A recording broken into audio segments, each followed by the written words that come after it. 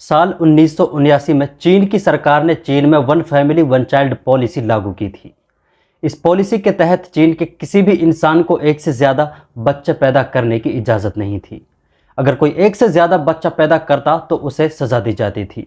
अगर इस पॉलिसी की कोई खिलाफ वर्जी करता तो उसकी कई कई महीनों की तनख्वाह जब्त कर ली जाती थी या उसे जेल तक भेज दिया जाता था। यहाँ तक कि उसे नौकरी तक से भी निकाल दिया जाता था। चीन के लोगों को चीनी हुकूमत ने ज़बरदस्ती इस कानून को फॉलो करने पर मजबूर किया। चीन हालांकि दुनिया का एक सबसे ज़्यादा आबादी वाला देश है। चीन की आबादी फ़िलहाल 140 करोड़ से ज़्यादा है। वक्त बदलता रहा और चीन अपनी इकोनॉमिक कंडीशन को लेकर काफ़ी मजबूत हो गया, लेकिन 2010 के बाद से ही चीन की हुकूमत को वन फैमिली वन चाइल्ड की पॉलिसी के कुछ खतरनाक अंजाम देखने को मिले।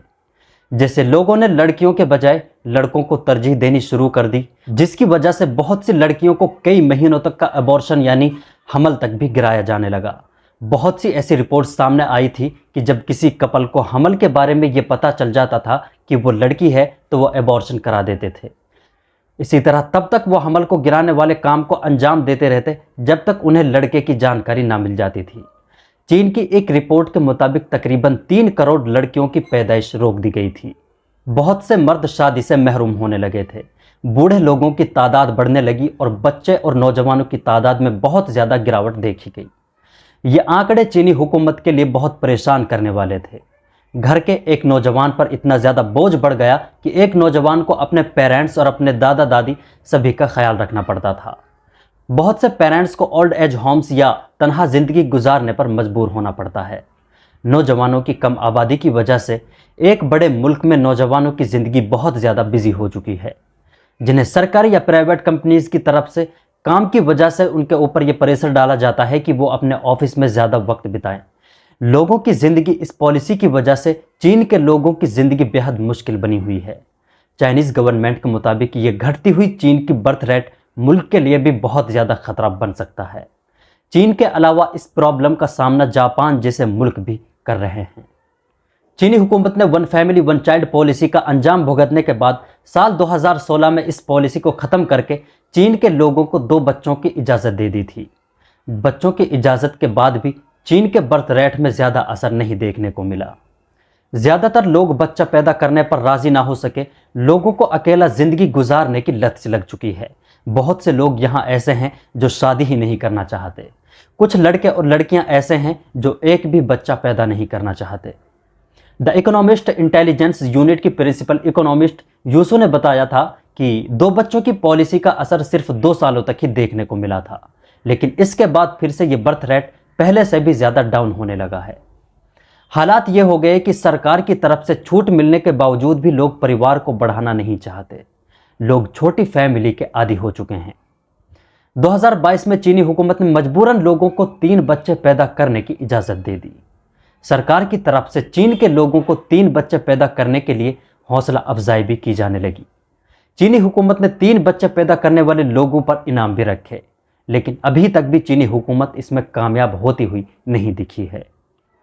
चीन के लोगों से इसके बारे में जब पूछा गया कि वो सरकार की छूट के बावजूद भी 3 बच्चे पैदा क्यों नहीं करना चाहते, तो ज़्यादातर लोगों का मानना था कि वो छोटा परिवार ही चाहते हैं।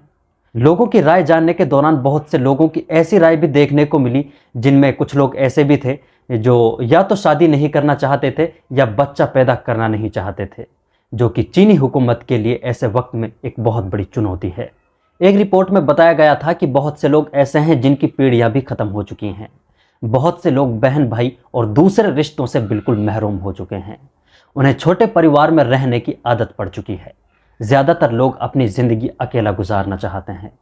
2023 में अब चीनी सरकार ने मजबूर होकर लोगों से अनलिमिटेड बच्चे पैदा करने की इजाज़त दे दी है। साथ ही बच्चा पैदा करने के साथ सरकार की तरफ से कहा गया है कि बच्चों की पढ़ाई का खर्च और उसके पालन पोषण का खर्च भी दिया जाएगा। 2022 में एक रिपोर्ट आई थी जिसमें बताया गया था कि चीन में शादी करने वाले लोगों की तादाद भी बहुत ज़्यादा घटती जा रही है और इस साल यानी 2023 में ये घटते घटते और ज़्यादा कम हो चुकी है। घटती आबादी के साथ लोगों का शादी को लेकर इंटरेस्ट कम होना ये चीन के लिए और ज़्यादा मुश्किल खड़ी होती हुई नज़र आ रही है। लेकिन चीनी सरकार ने एक और फैसला लेते हुए दुनिया को हैरान कर दिया है। दरअसल चीनी हुकूमत ने ऐलान किया है कि जो लोग 25 साल की उम्र से कम में शादी करेंगे उन्हें भारी इनाम दिया जाएगा। चीन की तरफ से उठाए जा रहे लगातार ये कदम चीन की हुकूमत की मजबूरियों को बयां करते हैं। चीनी हुकूमत किसी भी हाल में अपने देश के बर्थ रेट को इंक्रीज करना चाहती है। अगर आप भी ये धमाकेदार ऑफर सुनकर चीन जाने का मन बना रहे हैं तो आपकी जानकारी के लिए बता दें कि ये ऑफर सिर्फ चीनी लोगों के लिए ही हैं। बहुत तेज हो रहा है, बहुत तेज हो रहा है। बाकी चीन की इस सिचुएशन के बारे में आपकी क्या राय है कमेंट बॉक्स में ज़रूर बताएं। अगर ये वीडियो आपको पसंद आया हो तो वीडियो को लाइक और दूसरे लोगों तक शेयर कर दें, और अगर आपने चैनल को सब्सक्राइब नहीं किया है तो चैनल को सब्सक्राइब ज़रूर कर दें। मिलते हैं अगले वीडियो में, तब तक के लिए आप अपना ख्याल रखें। अल्लाह हाफिज़।